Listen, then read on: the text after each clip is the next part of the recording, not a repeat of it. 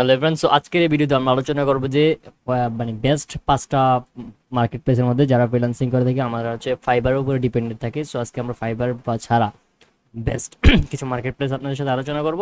So প্রথম হচ্ছে আমাদের আপওয়ার্ক।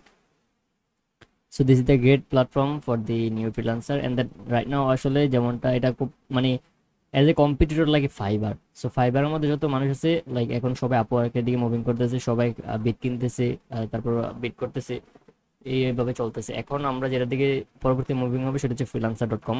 এখানে হচ্ছে যে মেইন প্রবলেমটা হচ্ছে এখানে অনেক ফেক প্রজেক্ট পাওয়া যায়, that's the main thing here. So আমার অনেক আগে অ্যাকাউন্ট ছিল freelancer.com-এ, বাট অনেক ফেক প্রজেক্ট পাওয়ার কারণে অনেকে হচ্ছে যে কিছু লিঙ্ক দেয়, অনেক ক্লায়েন্ট সাজে আসে, বাট ওই লিঙ্কে যখন আমরা ক্লিক করি তখন আমাদের অনেক পিসি বা বিভিন্ন জিনিস হ্যাক হয়ে যায়। তো এটা হচ্ছে একটা বেস্ট এক্সাম্পল সাইট। সো আপনারা চাইলে এখানে লগ ইন করতে পারেন। ইউটিউবে অনেক freelancing.com-এ ভিডিও কীভাবে লগ ইন করতে হয়, কীভাবে অ্যাকাউন্ট ক্রিয়েট করতে হয়, সেট আপের ভিডিও আছে, চাইলে দেখে নিতে পারেন। তারপর আমরা আরেকটা আছে আমাদের, এটা হচ্ছে যে গোলসেন্স.com। সো এটা হচ্ছে গোলেন্স.com। সো এটা হচ্ছে best for the new freelancer, কারণ এখানে হচ্ছে অনেক মানে খুবই কমই ফ্রিল্যান্সার আছে, কারণ এটা সম্পর্কে এখনও মানুষ মানে এত একটা জানে না। So that the main thing, get hired and then find freelancer service and then you can explore. So আপনারা যখন এটার মধ্যে আসবেন দেন আপনারা এক্সপ্লোর করতে পারবেন। সো এখানে আমরা পরবর্তীতে মুভিং করি।